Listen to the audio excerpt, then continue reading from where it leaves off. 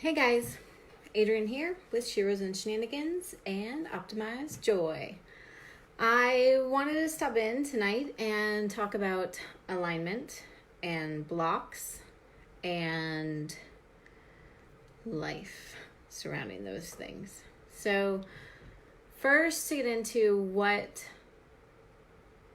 how to know if you're out of alignment. If you're out of alignment, it's because there's a block going on. Now, what does a block feel like? Like, what does being out of alignment with life feel like? It feels like running your head into a brick wall over and over and over again. Basically. It feels like constantly trying, almost like the same pattern repeats itself constantly. Where you can almost predict the future out of it, right? Is that if I say this, they're going to respond like that. It's going to move on to this, and then this will come of that, right? So it's taking all of the past information, putting it into the future, and actually living into that. So that's the misalignment. And there's usually from that a block in there, and that block is typically something that happened at some point that we just kind of went, oh, this is the way that it is, or that our conscious mind started believing our subconscious mind and went, yeah, that's what's going on, that's what's going to happen, that's how I've always felt, and that's the way it shall be. So that is, how the blocks really get received within our body. And from there, because it's hard to feel blocks in our body, they end up showing up somewhere else. They show up in the different organs that we have, and a lot of times you can't even feel how that is going. But if you pay attention enough, if you really embody that, then you can start to actually feel like whether or not you have a sore in your knee or something going on in your head, or whether or not there's a pain in your gut. So it's really an important thing to pay attention to how those blocks are showing up within your body. And then if we move that on into alignment, then the alignment of it all is going to show up in the outcome of your life. Like if you're doing really, really well at work, but something's going on with your kids, or your home life isn't, running as well as your work, then there's something out of alignment there. There's some sort of block that either can't be seen or can't be felt, or you're unwilling to see it or feel it. And it's showing up now in your environment. So that's really what, to make sure that you're really paying attention to how, when life seems to be running smooth and everything's going really well, that is the flow of alignment. And then when things start going off and there's this uneven distribution, then that is when things are really out of alignment.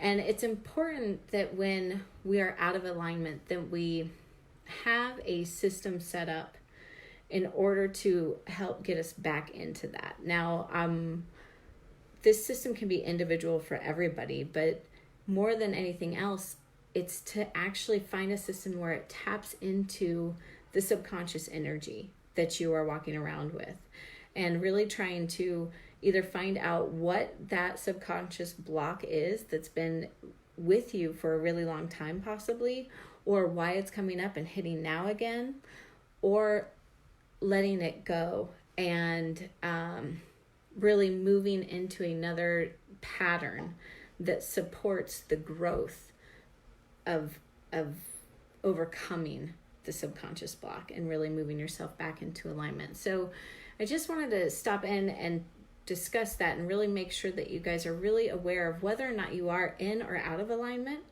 to make sure that you have a system that supports you getting back into it. And if you know you're out of it, or if you're wondering if you're out of it, then to make sure that you reach out, because there are ways to actually really kind of figure out what's going on in there, and it doesn't take that long.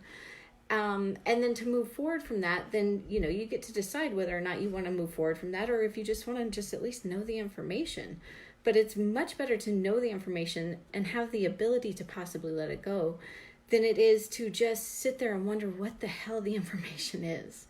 So I encourage you to either delve inside, really listen to yourself and try to figure out what might be blocking you, what might be in your way, what might be out of alignment, or reach out to someone and try to get another third-party perspective on it. So I'm available if you guys are interested.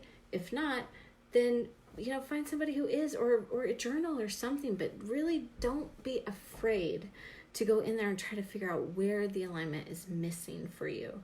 Because that is, when we get in touch with that darker side of ourself, that's really when a whole different world opens up of possibility.